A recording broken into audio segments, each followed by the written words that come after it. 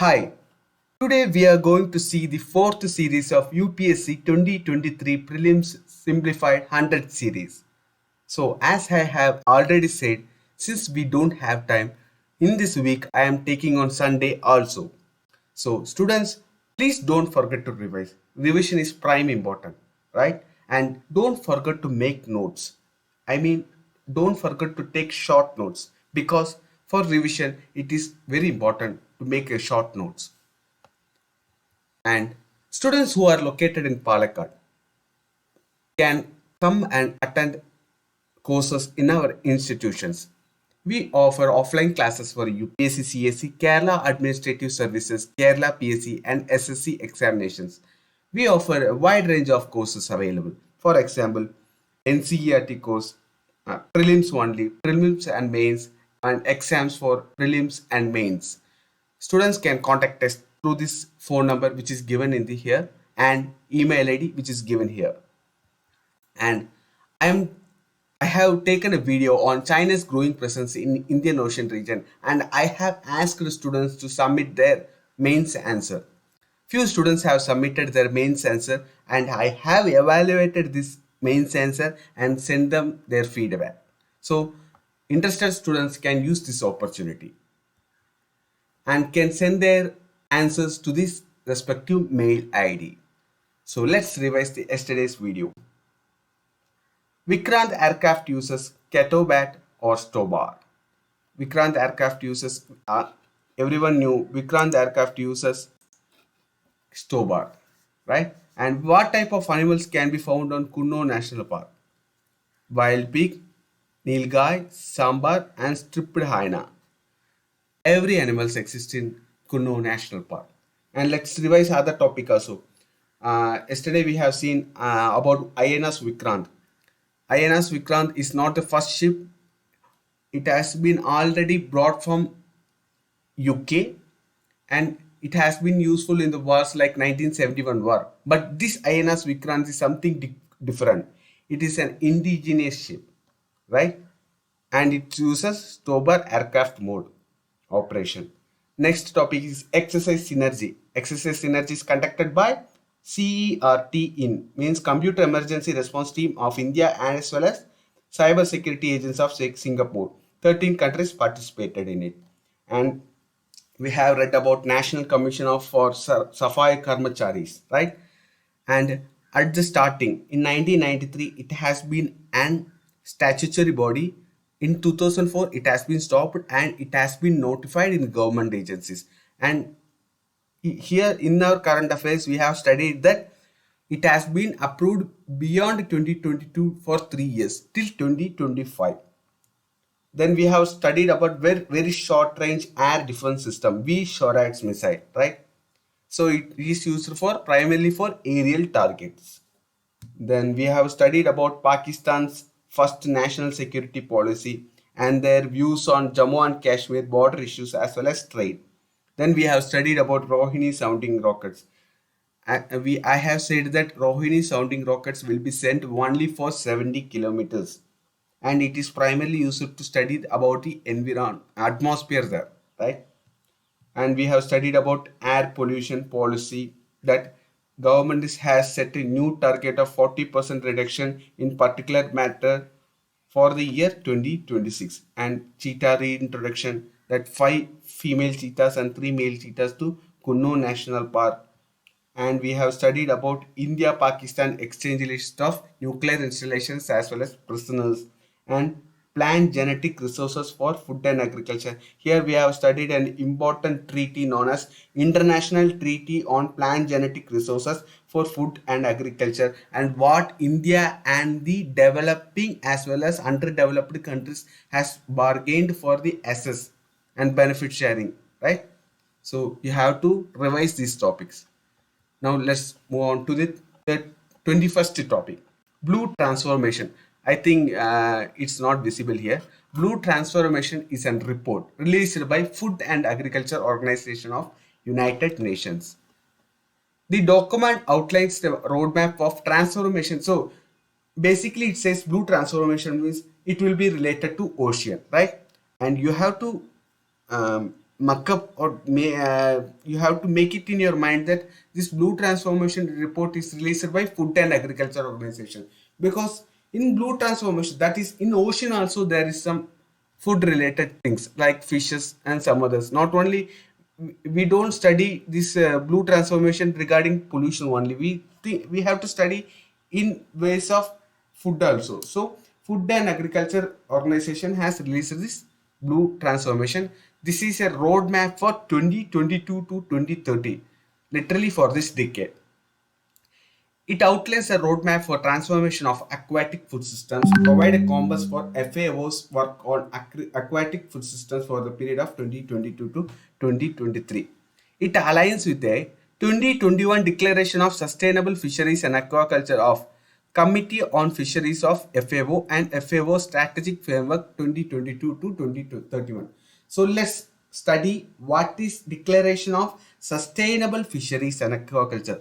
Sustainable fisheries means for a population of 100 people, we have to fish only certain amount of fish. We don't have to exploit more amount of fishes for their business profits, right?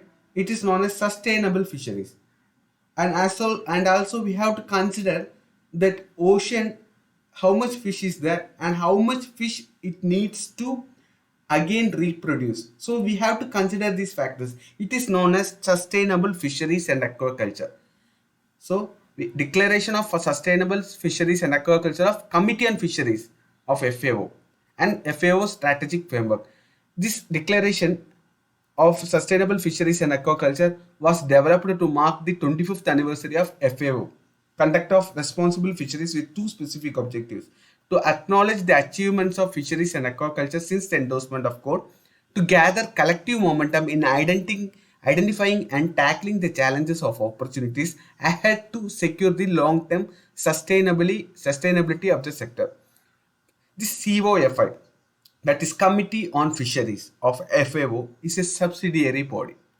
So FAO has many bodies. For example, it consists of wheat, rice. These are land-grown foods, and it has also Committee on Fisheries. So this is a fisheries Committee on Fisheries of FAO is a subsidiary body of FAO. It is only intergovernmental forum where FAO members meet to review and consider the issues and challenges related to fisheries and aquaculture. About FAO Strategic Framework 2022 to 31. It is developed in the context of major global and regional challenges in the FAO's mandate, including COVID-19 pandemic. It articulates FAO's vision of sustainable food and food secure food world for all. We should not consider only sustainable food. We have to think about the point of food security to all. Regarding to food security, this fisheries plays an important role, because poor people who are living on the coastal areas, fisheries is the important food or primary food for them. So we have regarding food security, fisheries plays an important role. And what is blue transformation? Blue transformation is a target effort by agencies, countries, and dependent communities using existing and emerging knowledge, tools, and practice to secure sustainably maximize the contribution of aquatic, both marine as well as inland food systems. So when we think about blue transformation, the first thing that comes, I don't know about others, first thing that comes to my mind is ocean. So we think only about ocean, but not like that. Blue transformation is for both marine as well as inland food systems. AFS means aquatic food systems, which includes both marine as well as inland food systems, to food security, nutrition, and affordable healthy diets for all. So you can see the image: sustainable aquaculture, sustainable trade and chain, and sustainable fisheries. So let's move on to the next topic. Counter-Terrorism Committee Executive Directorate, CTED. So India will be chairing the UNSC CTC, Counter-Terrorism Committee, in 2022. It also voted in favor of resolution to renew CTED mandates till December 31st, 2025. So you have to understand that this CTED Counter-Terrorism Executive Directorate comes under the UNSC Counter-Terrorism Committee. CTED comes under Counter-Terrorism Committee. As CTC chair, India will make determined efforts to enable the role of CTC in strengthening multilateral response to counter-terrorism.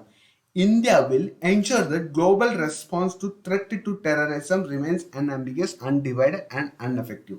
So, CTED was established by UNSC Resolution 1535 in 2004. You have to see this has been established in 2004 to support CTC. It's an expert body. CTED is an expert body.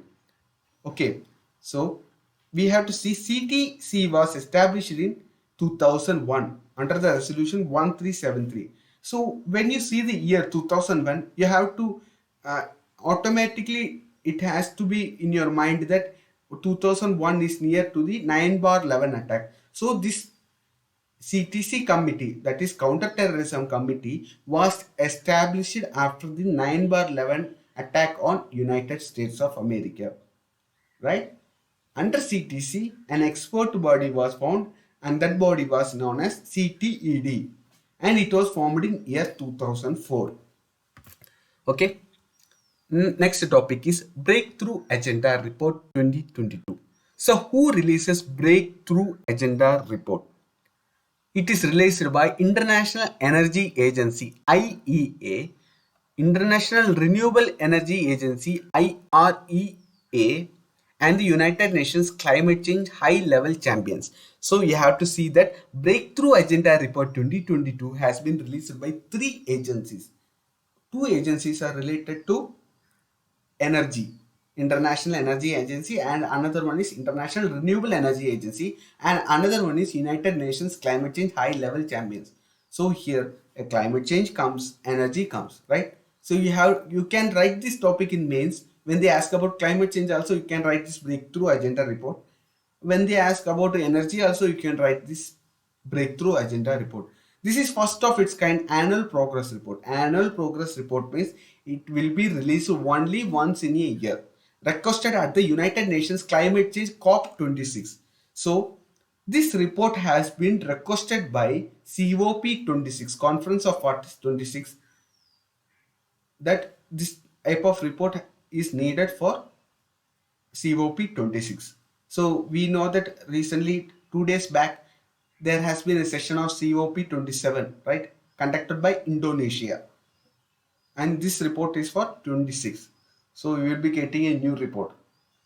Okay, and Breakthrough Agenda covers more than two-thirds of global economy. More than two-thirds of global economy. So it covers maximum of the global economy, including G7, China, and India. BA means Breakthrough Agenda, aims to align actions and coordinate investment across 5 key sectors. You have to remember these 5 key sectors. I don't know how mnemonics you are going to use for in memorizing these 5 key sectors, but these 5 sectors are important. These account for nearly 60% of global greenhouse gas emissions. Those 5 key sectors are power, yeah, that we can easily remember. Transport, yeah, these 2 sectors you can easily remember that in Delhi the reason for most polluting is, the government will say that the reason for most polluting in the city is for due to power as well as transport, right? So you can say, and as well as agriculture during this winter season. So power, transport, and agriculture is the main reasons for global greenhouse gas emissions. Next two are road. Yes, road transport is one sector. So power, road transport, and agriculture you can easily remember, and other two are steel as well as hydrogen. You have to remember this also. So the 5 sectors are power, road transport, agriculture, then steel as well as hydrogen. So they have given sector-wise recommendation. Power, reassess the opportunities for cross-border and regional power interconnection. So they are saying that we have to assess that if there is any opportunity for cross-border power supply, especially in the renewable energy field. Then road transport, Agree on the timeline by which all road vehicle sales should be zero emission. Steel, agree on common definitions for low emission and near zero emission steel. Hydrogen, international standards and associated certification schemes for renewable and low carbon hydrogen. And agriculture, agree on the international standards for monitoring and reporting the state of natural resources on which agriculture depends. So it's an easy topic, and it is an easy scoring topic also. You have to remember this. Breakthrough Agenda report is released by three agencies, two energy agencies, as well as one climate change high level champions. It concentrates on five key sectors: power, road transport, as well as energy, and other two sectors are steel as well as hydrogen. Right? Now we are moving on to the next topic. CSTO, Collective Security Treaty Organization. So you everyone will know about the NATO, North Atlantic Treaty Organization. This North Atlantic Treaty Organization is a group of countries which is located on the North Atlantic Ocean. But it's not like that. Even countries which is inside also are members of North NATO. Example: Hungary, Slovakia, Czech Republic. These countries are inside the Europe and they are not located to North Atlantic. But these countries are also the members of not NATO. This NATO is led by United States and European countries like UK and France. So in a counter to the NATO, Russia, I mean USSR has also formed a security treaty organization. This security treaty organization is known as CSTO. Okay. In our January month, this in 2022 January, thousands of troops from CSTO arrived in Kazakhstan to restore order and spiraling unrest in CSTO. CSTO is a Russian-led military alliance that promotes the collective defense of any member that comes under external aggression. CSTO originates the Collective Security Treaty signed in 1992 by Russia and few Central Asian states. It's known as Warsaw Pact. CSTO is based on the principle of collective defense, just like NATO. Members of CSTO are, it's easy to remember: AB, Armenia, Belarus. Where is Armenia? Here, Armenia, Belarus, right? Then 2K, Kazakhstan, Kyrgyzstan, 2K, 2000, 2K. Like that you have to remember. And 1T, Tajikistan as well as Russia. See, you can remember easily now. Russia. So first we will be coming by alphabet: Armenia, Belarus, right? Then 2K, Kazakhstan and Kyrgyzstan. I will always remember this Kyrgyzstan because it is a landlocked country and it is surrounded by countries. So it is means see here this Kyrgyzstan. So it is easy to remember. It is crying, so it is known as Kyrgyzstan. This is just mnemonics, right? It is known as Kyrgyzstan and Tajikistan as well as Russia. And you can see here a small area. This is also a part of Russia. Okay. So we are going to the next topic. World Water Development Report 2022. It has been released by FAO. No. It has been released by UNESCO. Recently, the World Water Development Report of 2022, groundmaking, making the invisible visible. Because groundwater is invisible, no? The river flowing in the water is visible, but this groundwater is invisible. So the topic is groundwater, making the invisible visible. It has been released by UNESCO. You have to remember this. It has been released by UNESCO. It was officially launched by UNESCO Director General at 9th World Water Forum in Dakar, Senegal. It has been encapsulated global concern over the sharp rise in freshwater withdrawal from streams, lakes, aquifers, and human-made reservoirs, leading to water scarcity being experienced in different parts of the world. Groundwater provides half of the volume of water withdrawn for domestic use by the global population. Challenges: it is often poorly understood. Not only poorly understood, it is underrated, consequently undervalued, mismanaged, and even abused. Right? It's abused. We can clearly see in India it's abused. Recommendations. There is need to manage groundwater sustainably with the help of enabling effective legal and institutional environment. It suggests codifications of internal customary law principles that govern the transponder aquifers. The countries are invited to commit to the developing an adequate and effective framework for groundwater governance that includes laws, regulations, and their enforcement. It promotes SDG 6, ensure availability and sustainable management of water and sanitation for all. Sustain, ensure availability and sustainable management of water and sanitation for all. So the World Water Development Report is released by UNESCO. This is a point we have to remember. And it is launched in Dakar, Senegal. Okay. So next topic is Sherpa. So the first BRICS Sherpas meeting was of 2022 was held virtually, not on a place. It was held virtually. So what is the term Sherpa? It is an Nepali term. Sherpa means a person who goes behind many sheep, who leads the sheep. It is known as Sherpa. So here,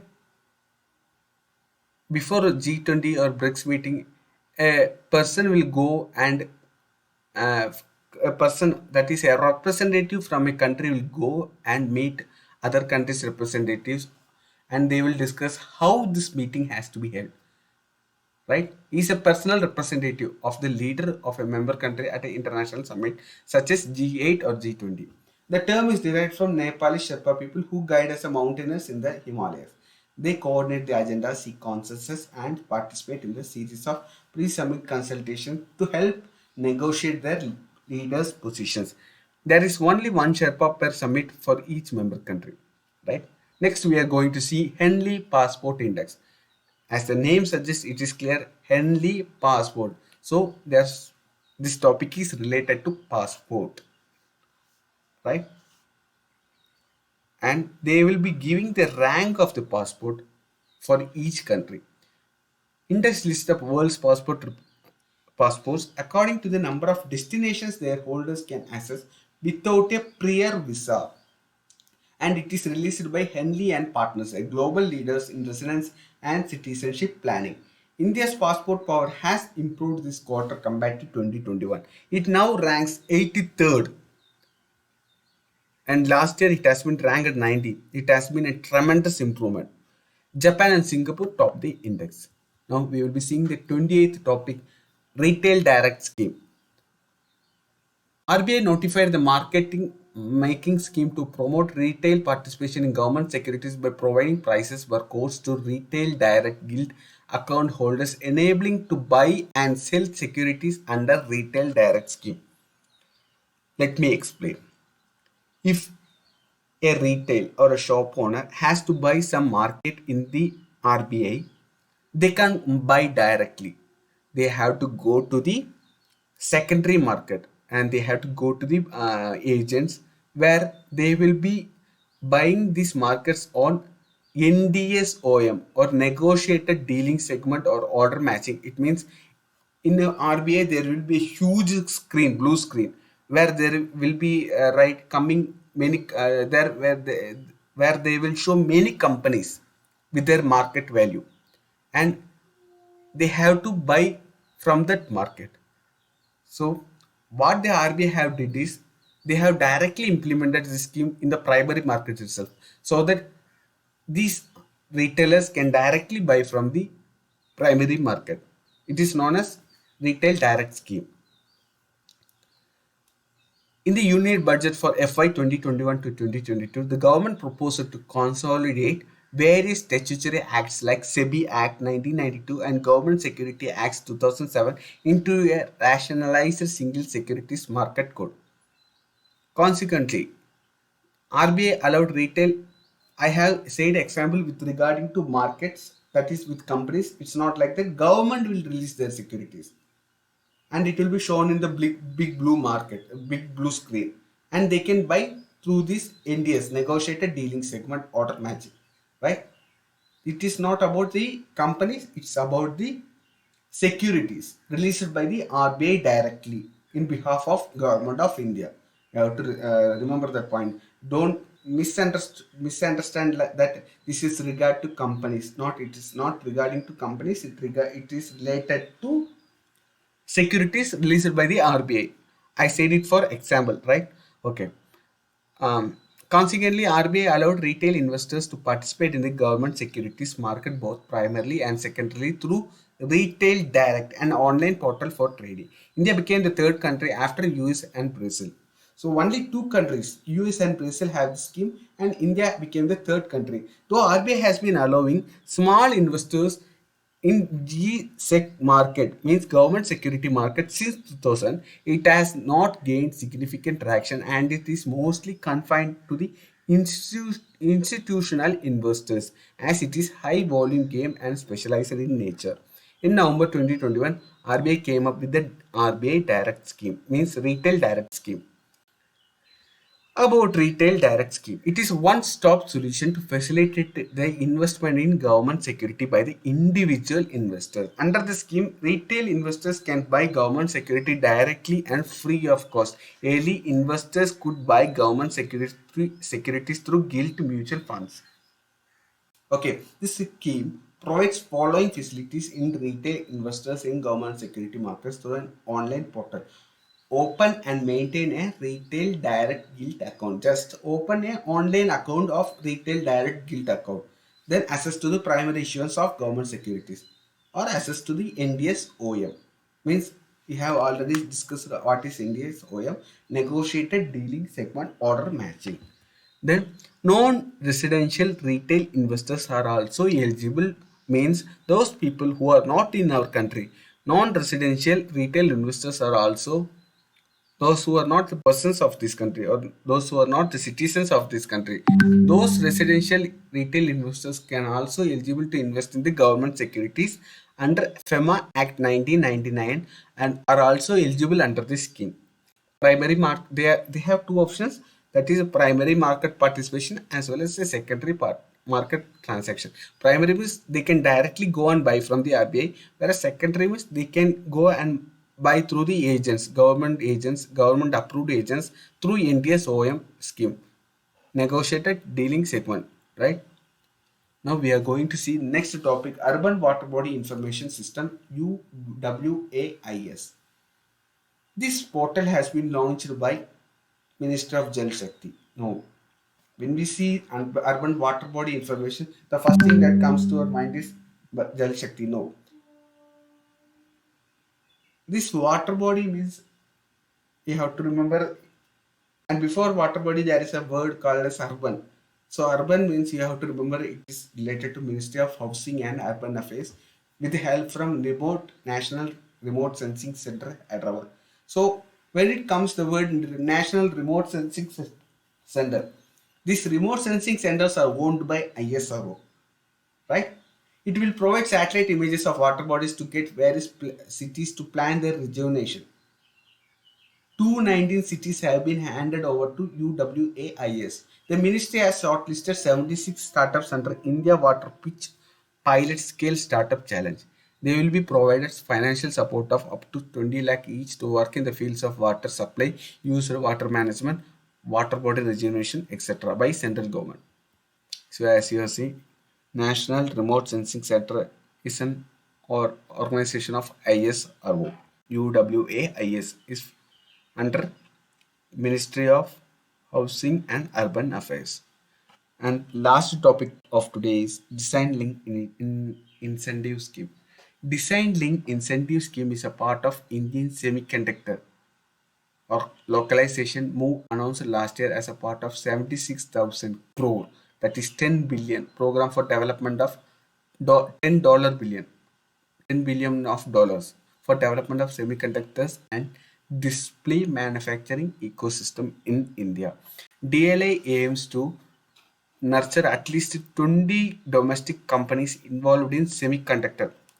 So you have to note down the word 20 domestic companies involved in semiconductor design and facilitating to achieve a turnover of 1,500 crore in next 5 years. Who is the nodal agency for this? Definitely a organization which is related to semiconductors. right? Semiconductors means even computers will come inside. So the nodal agency is CDAC, Center for Development and Advanced Computing. There is three components in this design linked incentive scheme. Chip design infrastructure support, product design linked incentive, and deployment linked incentive.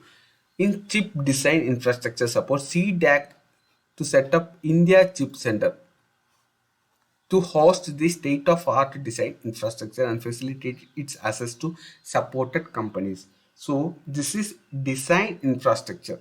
Here for designing of chip, it has opened a center known as India Chip Center. Okay, product design linked incentive. First one is chip design. Second one is product design linked incentive. A reimbursement of up to 50% of the eligible expenditure subject to the ceiling of 15 crore. So until 15 crore, people can avail up to 50%. For maximum limit is 15 crore. So if a person is spending 50 crore on eligible expenditure, he will get about 7.5 as reimbursement. Government will give it back.